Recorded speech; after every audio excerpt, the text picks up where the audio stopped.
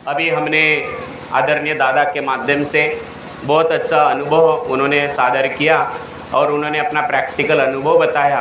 तो ये मार्ग ही आप बीती की है, आप बीती की हम बात करते हैं, बराबर है। हम वेद पुराण की बात नहीं करते। और इसलिए इस मार्ग में बाबा जुमदेव जी ने जो हमें बताया है कि आपका भगवान आपके पास में है, आपके भगवान आपके पास में है। इस संसार में ऐसे बताने वाले सद्गुरु एक ही है आज कलयुग में, नहीं तो यहाँ तो हर कोई बांधना चाहता है। और बाबा ने छुड़ाया हमें, बाबा ने अपने जीवन में पूरा छुड़ाने का काम किया, सबको छुड़ाया बाबा ने, और सबको छुड़ाया और कहा कि तुम्हारा भगवान तुम्हारे पास है। एक पंडित के पास जब हम जाते हैं तो पंडित हमारी कुंडली बनाता है। क्या बनाता है वो? कुंडली बनाता है। फिर बनाता नहीं तो कुंडली में दोष भी वही बताता है कि तुम्हारे कुंडली में दोष है बोले।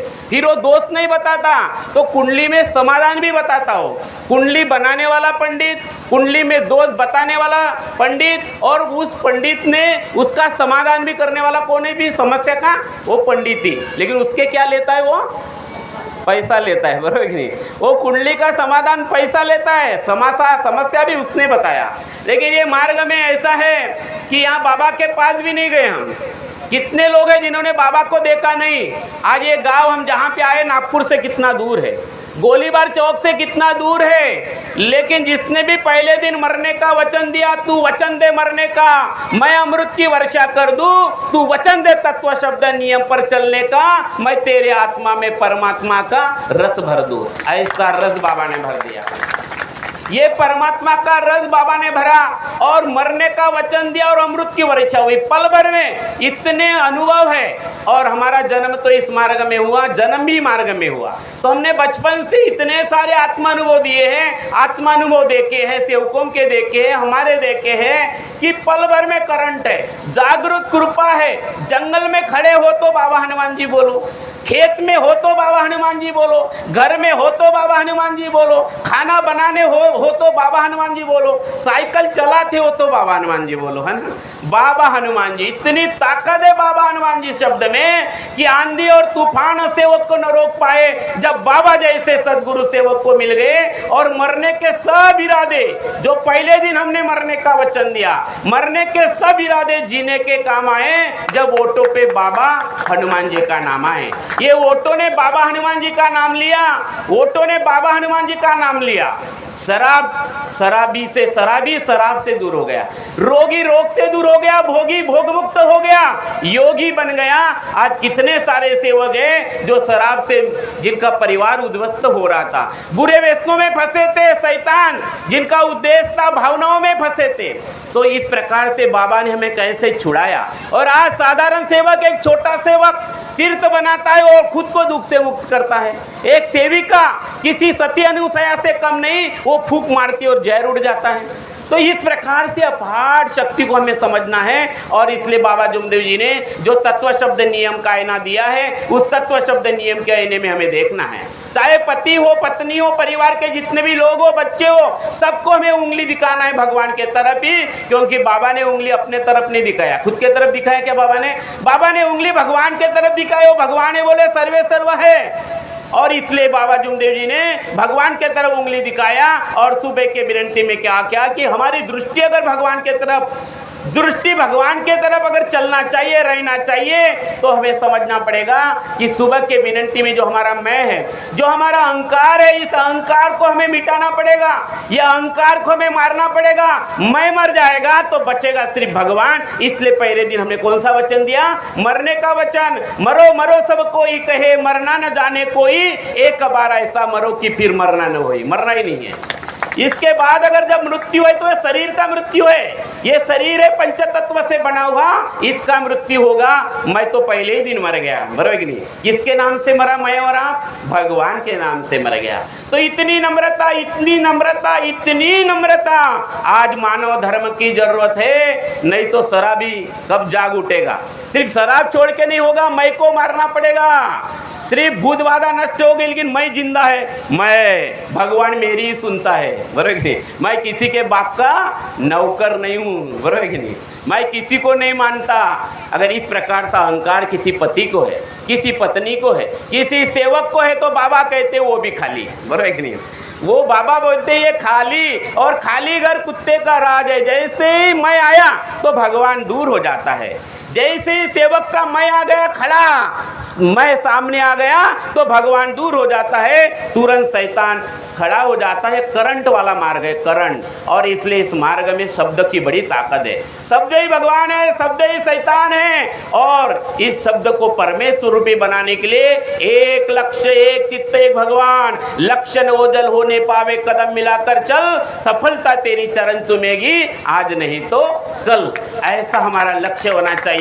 और इसलिए इस मार्ग की शुरुआत सुबह हुई है। ब्रह्म मुहूर्त के समय जब हमने पहली जोत लगाई है, सुबह 6 बजे के पहले लगाया और बाबा को वचन दिया कि बाबा मैं मरता हूँ, ए बाबा मैं पुरानी विचार बंद करने के लिए तैयार हूँ, मैं पुरानी पूजा बंद करने के लिए तैयार हूँ, मैं जीते जी एक ही भगवान को मानूंगा, मैं अपने परिवार में सत्यमेव प्रेम से चलूंगा।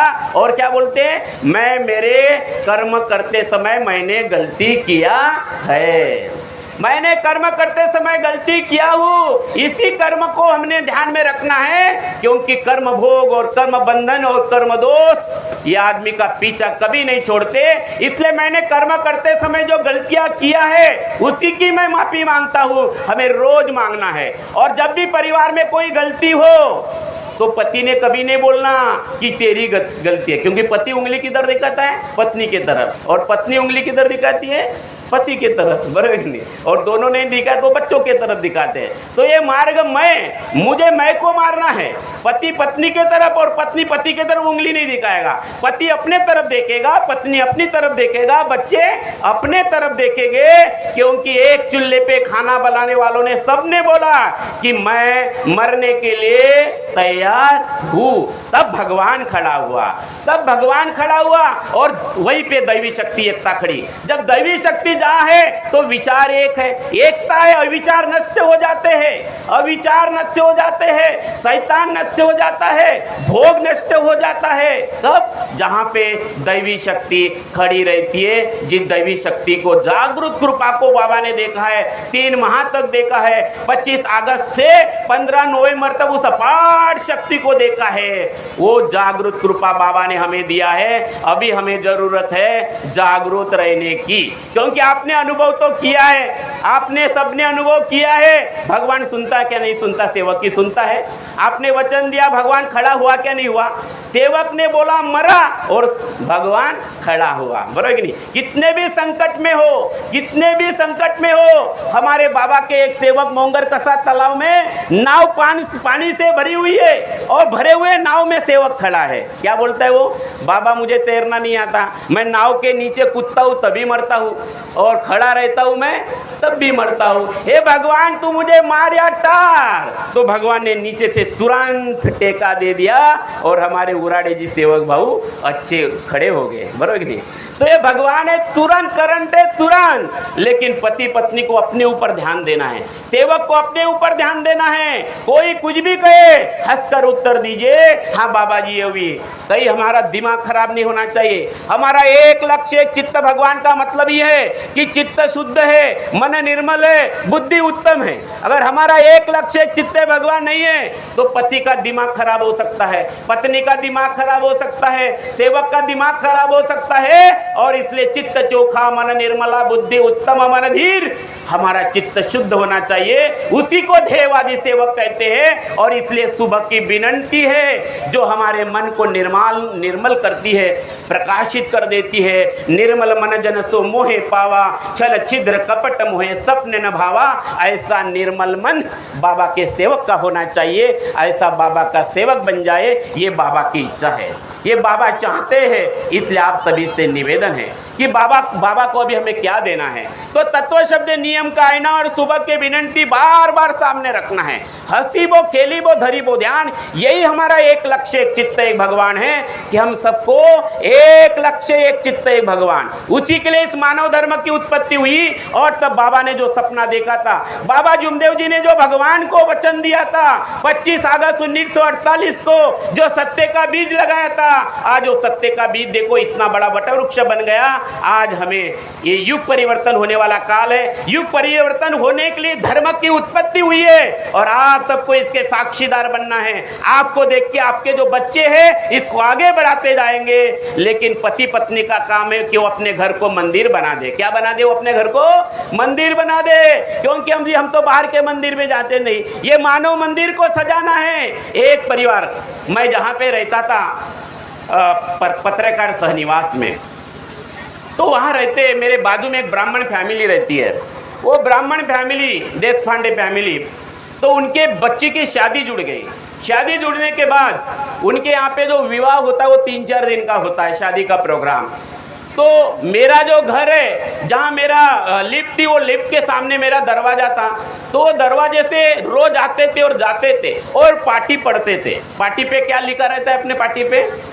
शराब पीकर आना मना है। उनको बड़ा अच्छा लगता था पढ़ने में। वो जाते थे तब भी पढ़ते थे शराब पीकर आना मना है, और जब बाहर घर में आते थे तब भी पढ़ते थे। और एक दिन उन्होंने मुझे पूछा, बोले आपके घर में ऐसा क्यों लिखा है? बोले शराब पीकर आना मना है। क्या तुम्हारे घर में शराब पीकर आते हैं क्या? बोले लोग। बोला लोग शराब पीकर नहीं आते, ये हमारा घर मंदिर है। बोले कौन से देव रहते हैं? मैंने बोला जिंदा देव रहते हैं हमारे घर में ना, जिंदा भगवान रहते हैं। नाम क्या है? बोला पति पत्नी और बच्चे, ये उन देवों का नाम है। बराबर है कि ये देवों का नाम है। और इसलिए हम यहाँ पे बेहोश में रहते हैं, जागरूक रहते हैं। उठ जाग मुसाफिर भोर भई, अब रहन का तू सोवत है। जो सोवत है सो खोवत है, और जो जागत है सो पावत है। तो जागने वाले को ही मिलेगा, जागने वाले को ही मिलेगा। इस मार्ग का जो रस है वो असली रस जागने वाले को मिलेगा। और हमने उनसे कहा कि ये मानव मंदिर बनाने वाला, मानव मंदिर सजाने वाला धर्म है। ये मानव मंदिर है और इससे हमारा घर सजेगा। घर को मानव मंदिर बनाना है। आप सभी से निवेदन है बाबा जुमदेव जी के सपनों को साकार करने के लिए। आपके दुख दूर हुए अभी बड़ी बात नहीं है, लेकिन इसके ऊपर हमें निरंतर काम करना है। अभी जिनके घर में है परमेश्वर जी, उनका नाम परमेश्वर है। क्या नाम है? हेलो, परमेश्वर है। आज हम परमेश्वर जी के घर में आए हैं, ठीक है। ये परमेश्वर जी के घर में आए हैं और यहाँ से परमेश्वर जी को भी मुक्ति का मार्ग ढूंढना है। ये मुक्ति का मार्ग है, तो ये नव हवन होने से नहीं होगा। अभी यहाँ से उनको और भगवत कार्य में लगना है, उनको और अपने ऊपर काम करना है। और उनको ही नहीं तो आपको और मुझे भी रोज काम करना है, हर रोज काम करना है। काय के लिए? मानव मंदिर सजाने के लिए। और इसी के लिए बाबा ने परम पूज्य परमात्मा एक सेवक मंडल बनाया कि परम पूज्य परमात्मा एक सेवक मंडल के माध्यम से इस प्रकार सा सत्संग बने, इस प्रकार से सेवक जागरूक रहे, वो दैवी शक्ति को समझे कि इस मार्ग की दैवी शक्ति जागरूक है, करंट है। और निरंतर इसलिए हमें बैठक में जाना है, नव्य हवन में जाना है, सेवक सम्मेलन में जाना है। तो आप सभी से मेरा निवेदन है कि मानव धर्म के हम सब बाबा के सेवक, परम पूज्य परमात्मा एक सेवक मंडल जो 1969 में जिनकी स्थापना हुई, आप सबको पता होगा कि इस सेवक मंडल के मालक कौन है? मालक कौन है मालूम है? मालक कौन है? सेवक। हेलो, कौन है? सेवक मालक है।